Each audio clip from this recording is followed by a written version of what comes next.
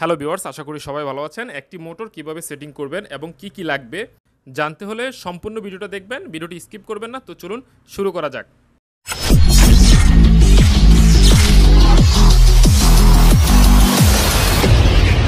চারিদিকে প্রচণ্ড পানি, ঠিক এ পাশে আমাদের বোরিংটা হচ্ছে 2 ইঞ্চি। আপনারা দেখেন, এটা হচ্ছে 2 ইঞ্চি বোরিং করা হয়েছে।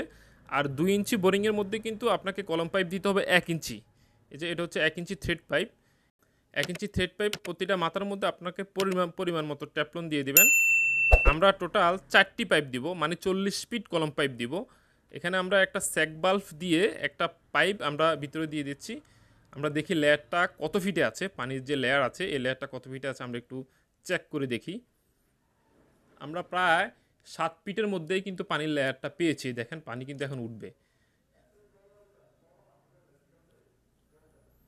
এই দেখছেন পানি কিন্তু উঠতেছে, দেখছেন মানে 7-8 ফিটের মধ্যেই কিন্তু এই পানির লেয়ারটা এখন আছে। এখন অবশ্য বর্ষাকাল, এই জন্য পানির লেয়ারটাও খুব উপরে।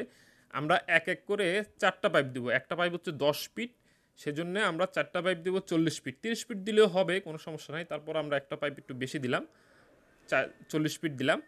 এরপর এখানে 2-1 যে জ্বালাইটিটা আছে, এটাকে 2-1 জ্বালাইটি বলা হয়। এই 2-1 জ্বালাইটিটা আপনার সকেট দিয়ে পাইপটাকে ভালো করে টাইট দিয়ে দিবেন।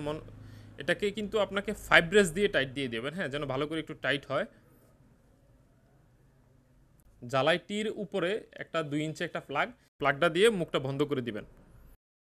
এপাশে হচ্ছে 1 ইঞ্চি ইউনিয়ন দিতে হবে, কারণ 1 ইঞ্চি ইউনিয়ন যদি আপনি এখানে না দেন, মুখের মধ্যে জ্বালাইটির মুখের মধ্যে যদি আপনারা 1 ইঞ্চি ইউনিয়ন না দেন, তাহলে কিন্তু পরবর্তীতে ওই নিচে যে আমরা চেক ভালভটা দিয়েছি এটা যদি কোনো সময় নষ্ট হয়ে যায়, পরিবর্তন করা লাগে, তাহলে কিন্তু আপনি খুব সহজেই ইউনিয়নটা খুলে কিন্তু চেক ভালভটা পরিবর্তন করতে পারবেন।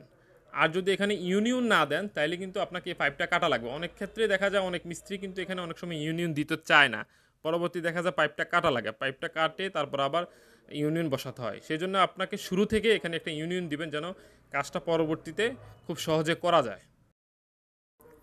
এখন আমরা মোটরের কী কী ফিটিংস লাগে সেটা আমরা একটু আপনাদের, প্রথমে উপরে আমরা 1 ইঞ্চি একটা টি দিলাম, নিপেল দিয়ে একটা টি।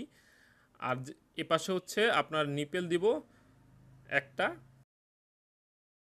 এরপরে এলবো, এটা হচ্ছে 1 ইঞ্চি এলবো। প্রত্যেকটা ফিটিংস কিন্তু আপনাকে পর্যাপ্ত পরিমাণ টাইট দিবেন। এটাও 1 ইঞ্চি নিপল। এরপর হচ্ছে 1 ইঞ্চি ইউনিয়ন। ইউনিয়ন কিন্তু একটা মোটরে 2টা লাগে, একটা ইংয়ে এবং একটা আউটে। 2টা ইউনিয়ন লাগার কারণ হচ্ছে মোটর যে কোনো সময় যেহেতু খোলা যায়, আপনার মোটর সমস্যা হতেই পারে, মোটর নষ্ট হতেই পারে, তখন কিন্তু আপনার খুব সহজে ইউনিয়নটা খুলে আপনার মোটরটা খুলে ফেলতে পারবেন। সেই জন্যে 2টা ইউনিয়ন আপনাকে অবশ্যই দিতে হবে। এরপর এখানে টির উপরে 1 ইঞ্চি টির উপরে আমরা 1/2 টি দিচ্ছি। এটা দেওয়ার উদ্দেশ্য হচ্ছে, এটা হচ্ছে লতা পাইপের লাইন, মানে লতা পাইপ দিয়ে আপনি গাছে পানি দিতে পারবেন, বা যে কোনো জায়গায় কাজ করতে চাইলে, পানির কাজ করতে চাইলে লতা পাইপ দিয়ে আপনি পানি দিতে পারবেন। সেজন্য এখানে 1/2 টি দেওয়া। এখানে 1 ইঞ্চি বল বাল্ব দেওয়া হচ্ছে।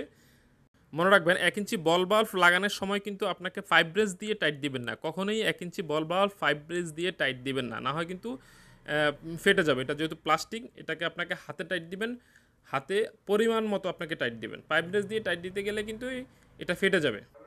এরপর হচ্ছে নিপেল দিয়ে, তারপর হচ্ছে 1 ইঞ্চি ইউনিয়ন। এরপর উপরে 1 ইঞ্চি প্লাগ দিয়ে দিবেন। যদি কখনো হাওয়া ধরে মোটরে, তাহলে প্লাগটা খুলে পানি দিতে পারবেন। এপাশে হচ্ছে 1/2 ইঞ্চি নিপল, তারপরে হচ্ছে 1/2 ইঞ্চি বল বাল্ব, এরপর আমরা 1/2 ইঞ্চি শর্ট পিস দিব। এটা হচ্ছে লতা পাইপের লাইনটা আর কি। এপাশে আমরা একটা টি দিচ্ছি। এই টিটা দেওয়ার কারণ হচ্ছে, এটা হচ্ছে সাপ্লাইয়ের পানির লাইন। এই পাইপটা দিয়ে, একই পাইপ দিয়ে কিন্তু আপনার টাঙ্কিতে উঠবে।